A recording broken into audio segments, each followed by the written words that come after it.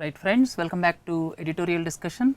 So, all of you might have celebrated Holi and welcome back after Holi, and most of the newspaper editorials and other related issues yesterday and today are pertaining to the state assembly elections in 5 states. I am not going into those details, and I would like to discuss other aspects. And one important aspect is, yesterday we uploaded 3 important capsules. They are very important. One that will make you clearly understanding the difference between GDP, GNP, at the same time GDP, GVA and constant prices, current prices, and at the same time what is meant by GDP at constant market prices. This entire jargon of economy will be clear if you view the yesterday's module of GDP versus GVA. Second equally important module we uploaded yesterday, that is with regard to bilateral investment treaties and tribal rights. Why they are into problems, why tribals are into problems, and why bilateral investment treaties are into problems, because without foresight government has gone into them.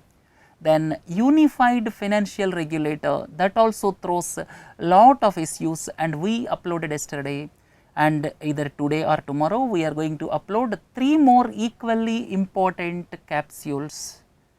And one of the capsule will be with regard to the counter view of maternity benefit bill amendment. We are going to discuss it. Second aspect is, China is becoming too smart nowadays. China is becoming too smart, that we are going to deliberate in one of the capsules.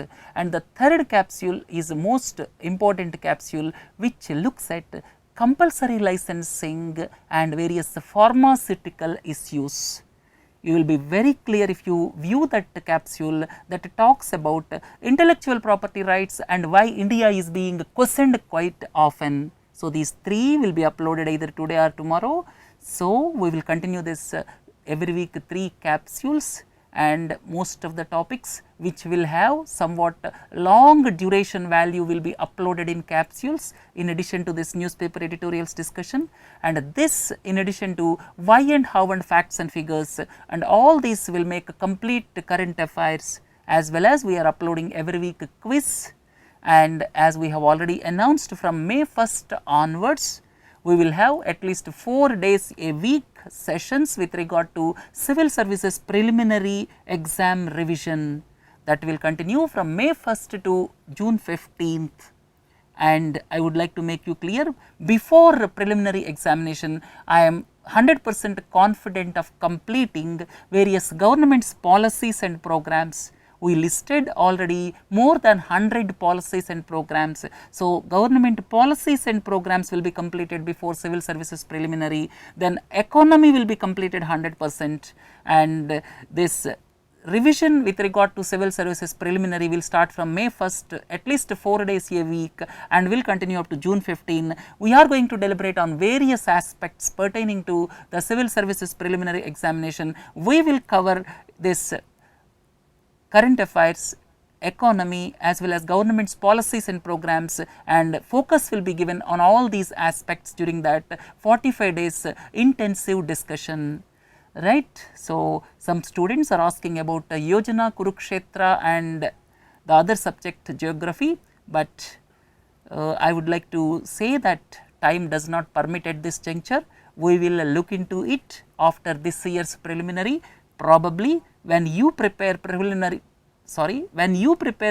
for 2018 examination next year, probably we may be able to cover Yojana, Kurukshetra as well as geography also, along with some other aspects, right. So, for this year we are able to do only up to this extent. That is why I am making you clear government policies and programs, economy, current affairs in detail. You will not have any problem with all these aspects as far as CSE prelims 2017 is concerned, right. Having said this, let us look at the events one by one, and this is end of a chapter.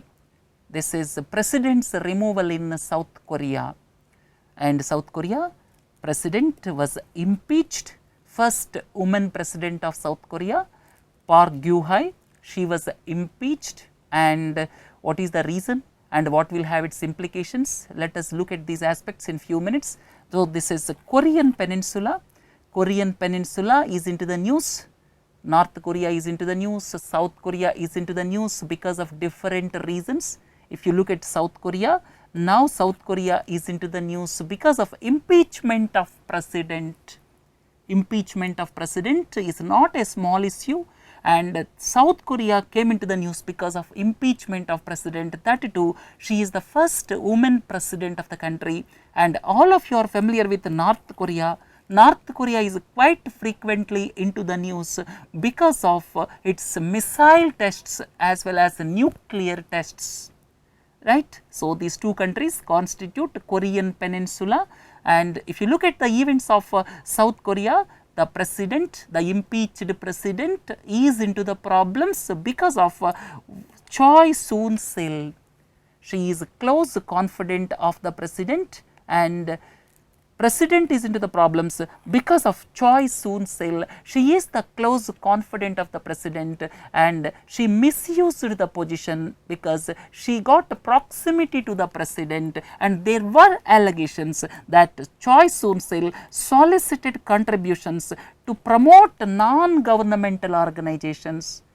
To promote non-governmental organizations, she solicited contributions in return for clearing questionable corporate deals. So, for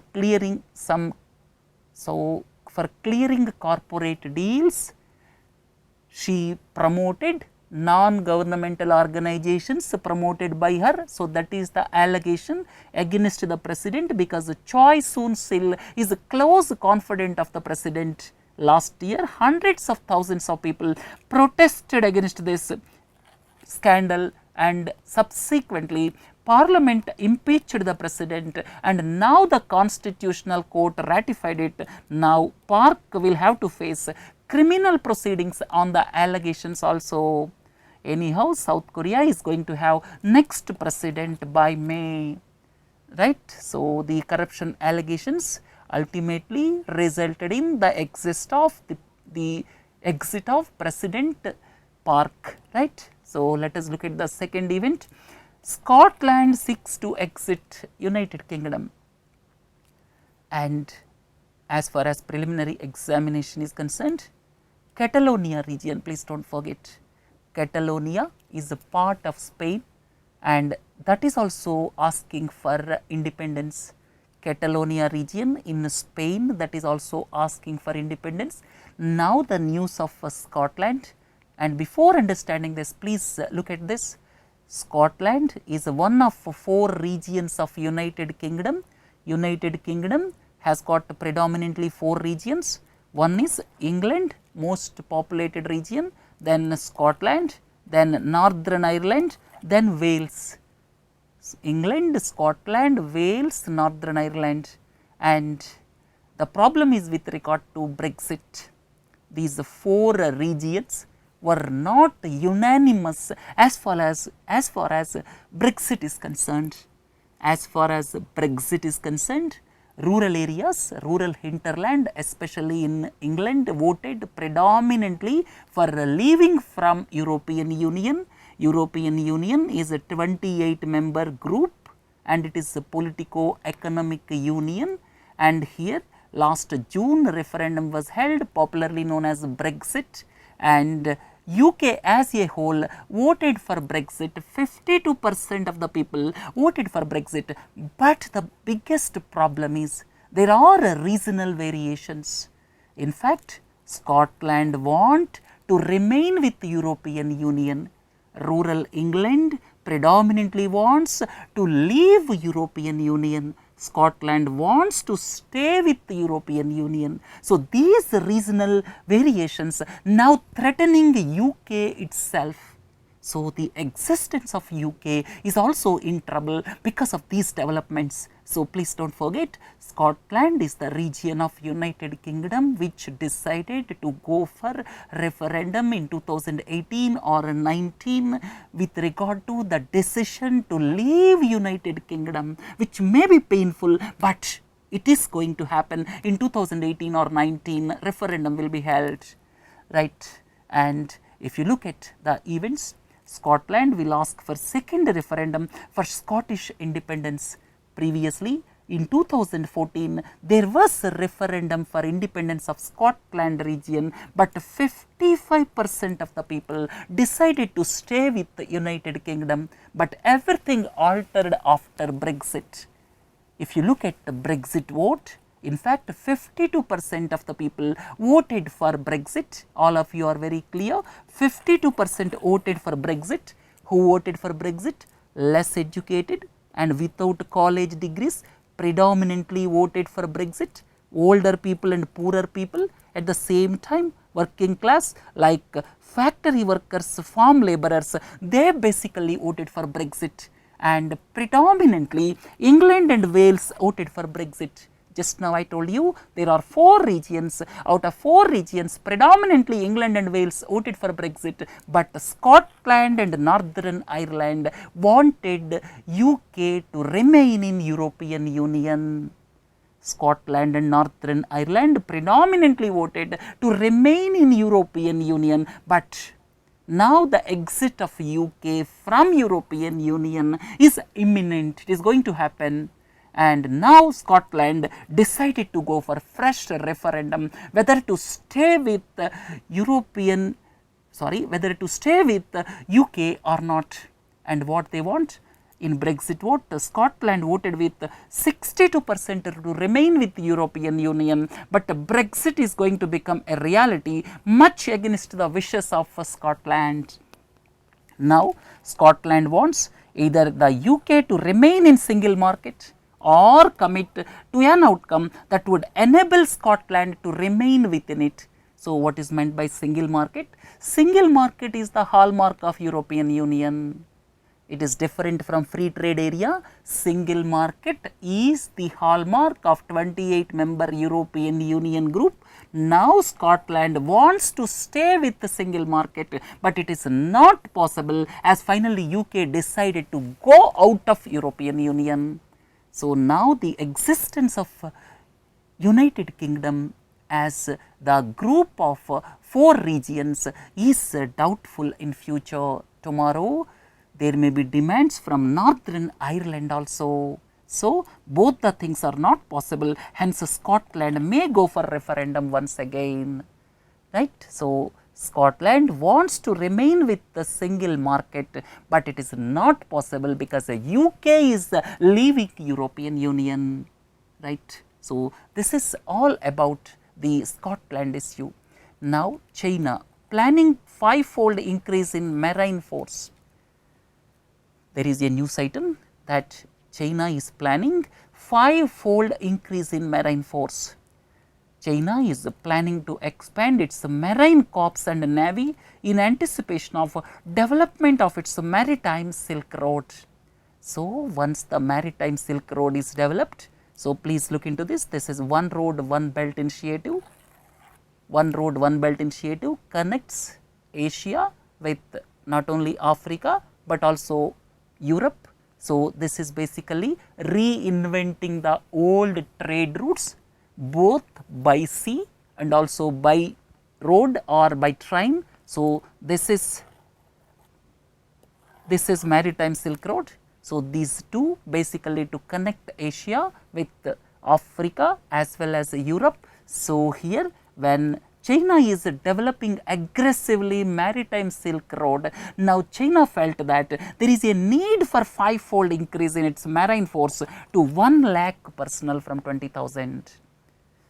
At the same time, please do not forget, United States of America is 1,82,000 strong with around 1,200 planes, and some of the Chinese marines may be stationed at Djibouti in Horn of Africa and Pakistani port of Gwadar, which is not palatable for India.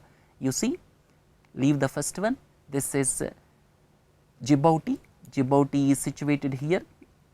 Djibouti is in fact, this is a small country Djibouti, and this is at Bab el Mandeb.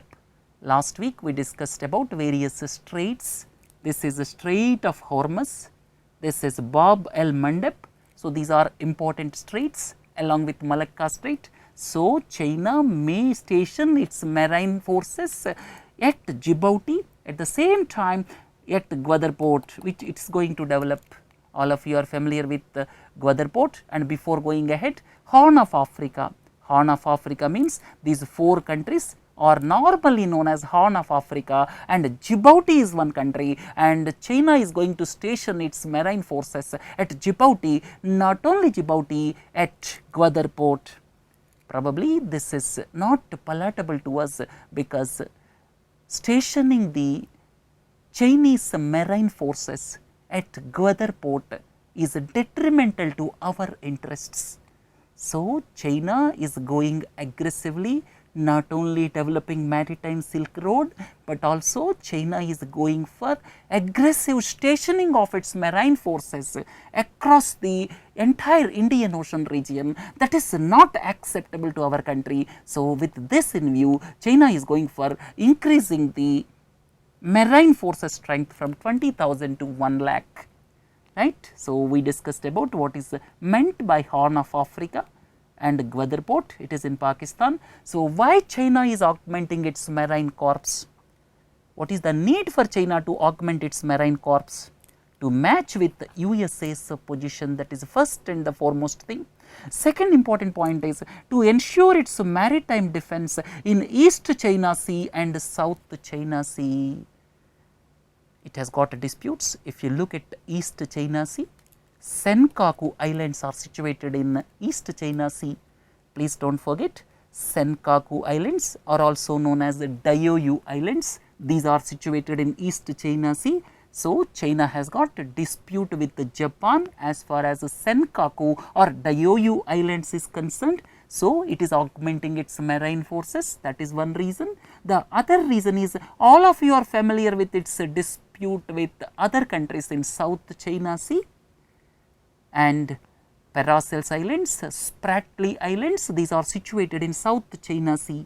Please do not forget South China Sea, there is the Spratly Islands, Paracel Islands, these are situated in South China Sea, and Senkaku or Diaoyu Islands are situated in East China Sea. So, those are dispute between China and Japan, and at the same time last week I told you about Kuril Islands. Kuril Islands are the bone of contention between Japan and Russia. So, these things please do not forget. Now, coming back to our discussion, basically to augment its forces in East China Sea and South China Sea, because it has got several disputes with other countries. Then another important aspect is, any time it may be required to confront Taiwan. At any time it may be required to confront Taiwan, because China feels that Taiwan is also integral part of China. One day or the other, Taiwan is required to be integrated with China. So, with that in mind, to confront Taiwan, it is upgrading marine forces to protect its offshore supply ports at Djibouti and Gwadar, and to protect China's national security in the Korean Peninsula. This we discussed several times in recent weeks, right. So, Korean Peninsula to protect its security interests. Why? Because in South Korea, America is establishing a third missile defense system. Last week we discussed, in South Korea, America is establishing third missile defense system, which is not palatable for China. So, because of all these reasons, the marine forces is being augmented by China. Leaving this discussion here, let us go to another aspect. For a bold foreign policy, and here national interest is not served by avoiding problems left over by a previous global order. And please recollect, last week we discussed about the global order and whether the global order up to 2000 was a really liberal global order or not. We discussed about it, and subsequently the present day global order also we discussed in detail last week. Now, I am limiting my discussion with the points raised in this article. This has gone in different direction. What is the present day reality and what will happen from now onwards, and what is to be done by India and USA. This article revolves around these three concepts. First one is towards multipolar world. The author says now the days of unipolar world are over.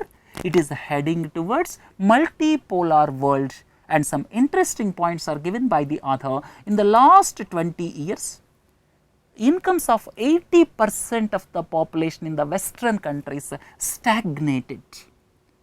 So, that is the probable reason why people voted for Brexit and Donald Trump. So, in the last 20 years, incomes of 80% of the population in the west stagnated, and per capita income in China became 4 times during the past 20 years. During the past 20 years, per capita income in China became 4 times because of its 10% growth almost for around 15-20 years. Then in India, it is more than doubled during the past 20 years. Society in general in western countries is aging. So, the demographic dividend is in favor of countries like India. Then technology is disrupting labor markets and business models, and the digital economy is expected to provide 1/4 of global productivity by 2025. And the interesting point is India is well placed to take that opportunity. Then US, India and China reinforces the multipolar order. So, the author says about multipolar order. So, what will happen from now onwards? Some assumptions the author is making. One is AIIB and NDB may marginalize the World Bank, which may not happen in the near future, but it may take some more time. But these are the views of the author, please do not forget. These are not my views, these are the views of author. I am producing whatever is mentioned in the article here. In fact, the last week's article was wholesome perspective. We discussed about what will happen from now onwards. So, please look at the author's viewpoint also. China's One Belt One Road initiative may exert influence across Asia and Europe. Absolutely perfect, there is no doubt about it. The next point is bilateral deals may become order of the day. This is also appears to be true because of the Donald Trump. He already decimated one TPP, and now he is talking about not giving the credence to the existing agreement of NAFTA of 3 countries. Then USA's pivot to Asia may not contain China. This is absolutely true. Pivot to Asia policy of United States of America may not control China. Donald Trump's plan of limiting imports and boosting exports may upset long-standing agreements. At the same time, allies may also be affected. Right? There are certain aspects in this article. So, now this One Road, One Belt initiative, it will have lot of influence in this region, and China is going to have lot of clout in the region because of this. Then what is required to be done as per the author? As per the author, USA required to seek a constructive relationship in Asia. USA should be aware about the things that no one can stop China's race especially. So, it should seek constructive relationship in Asia, especially with countries like China. USA as well as India can join OBOR, which will be in their interest. So, USA should also support OBOR and India should join OBOR. The meaning here, the meaning of this sentence is USA should support OBOR and India should join OBOR. But the biggest irritant is it is passing through this Gilgit-Baltistan region. That is the biggest irritant between India and China. Then as multilateral order fragments into spheres of influence, we need a bold vision on Kashmir and must not just seek to isolate Pakistan. That is his viewpoint. Then we have to consider the disruption of critical infrastructure through remote attacks. So, cyber security must be strengthened, right. So, these are the viewpoints of the author, and let us look at the last event. This is crossing a bridge. This article appeared on 4th March Saturday, and this is with regard to Indus Water Treaty. The article is about India is going to attend Indus Water Treaty meet. So, permanent commission is there, and in fact every year meeting is held once in India, once in Pakistan, and this Indus Water Treaty is considered to be one of the successful experiments in the world. In spite of differences between India and Pakistan, this is successful experiment for the past around 57 years, right. So, Indus Water Treaty, here please do not forget World Bank is also signatory, and Jawaharlal Nehru was the Prime Minister and Muhammad Ayub Khan was the President, and it was signed on 19th September 1960. So, this Indus Water Treaty is signed on 19th September 1960, and here it is one of the most successful experiments. I have already told you 3 eastern rivers, this is Ravi, Beas, Satluj, and please do not forget here Beas is the tributary of Satluj, and this Ravi, Beas, Satluj, these 3 are allocated, these 3 are known as eastern rivers. These 3 are allocated for the exclusive use of India, and maximum percentage is given to Pakistan as far as Indus, Jhelum, Chenab. These 3 rivers are concerned. These 3 rivers are known as western rivers. So, almost full usage with some exceptions was given for western rivers to Pakistan, and almost 100% is given to Indian usage for 3 eastern rivers or Ravi, Beas, Satluj, and Beas is the tributary of Satluj, right. This is about Indus Water Treaty, and India was permitted to construct storage of water on western rivers up to 3.6 million acre feet for various purposes. So, I told you about some exception of western rivers, this is the exception, and India and Pakistan have each created a permanent post of commissioner for Indus waters. So, this constitute the permanent Indus commission, and if there is any dispute, then there is provision of neutral expert or negotiators or court of arbitration. So, this is brokered by World Bank. So, World Bank is also signatory to Indus Water Treaty. So, these things please do not forget, eastern rivers, western rivers, how they are given, to which country they are given, then ground reality for the past 56 years. It is one of the most successful experiments, no doubt about it, but there is a general feeling that the treaty benefited Pakistan more than India. This is one important point, please do not forget. There is a general feeling that the treaty benefited Pakistan more than India, and Jammu and Kashmir basically also has got a feeling that more benefit was done to Pakistan with regard to Indus Water Treaty. And just now we discussed this Indus, Jhelum, Chenab, these 3 rivers in fact passes through Jammu and Kashmir, and the maximum percentage of waters were allocated to Pakistan. So, Jammu and Kashmir has also got a feeling that the treaty benefited Pakistan. Then, as per the Indus Water Treaty, western rivers are nominated for exclusive use of Pakistan, but water for non-consumptive use is allowed from Indian perspective. What is meant by non-consumptive use?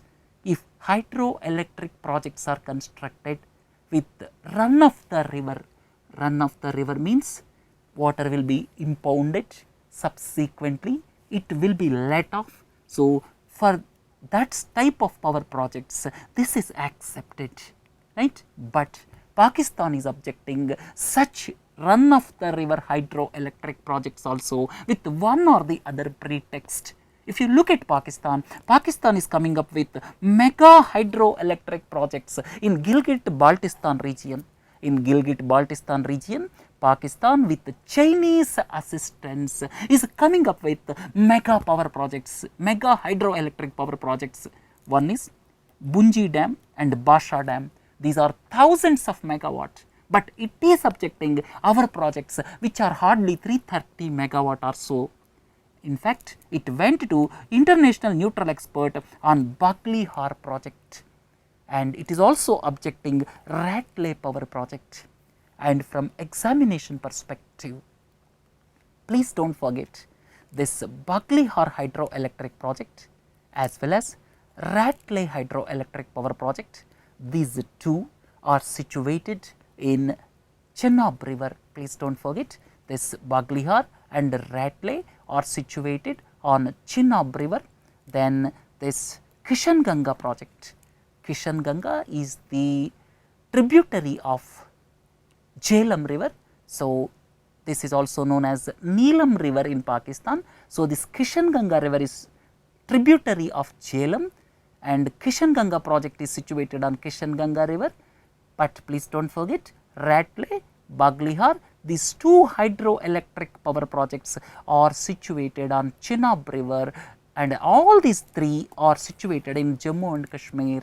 From examination perspective, these things please do not forget. And if you look at once again this Chenab, Jhelum, Indus, that three are allocated to Pakistan use, and as I have already told you, Ratley power project, Bagley-Har power project, these two are hydroelectric power projects situated on Chenab river in Jammu and Kashmir, and these things please do not forget. And the biggest problem now is Pakistan is objecting for run of the river hydroelectric projects. It is quite often going for international arbitration. So, that is the biggest problem with regard to Indus water treaty. Leave the terrorism aspect apart.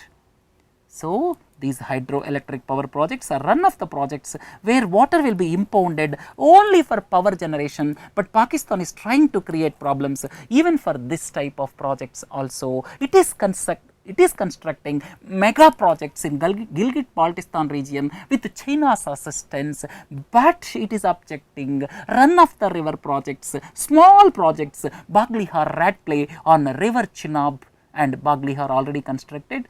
Ratley is the proposed project. Kishan Ganga is on Kishan Ganga river, which is tributary of Jhelum. So, these things from examination perspective, please do not forget. And Pakistan's main problem is it is objecting run of the river projects in Kashmir, Jammu and Kashmir of our country, right. So, then with this we came to the end of newspaper discussion, and please do join for 12 o'clock noon discussion comprehension. Have a nice day. Thank you.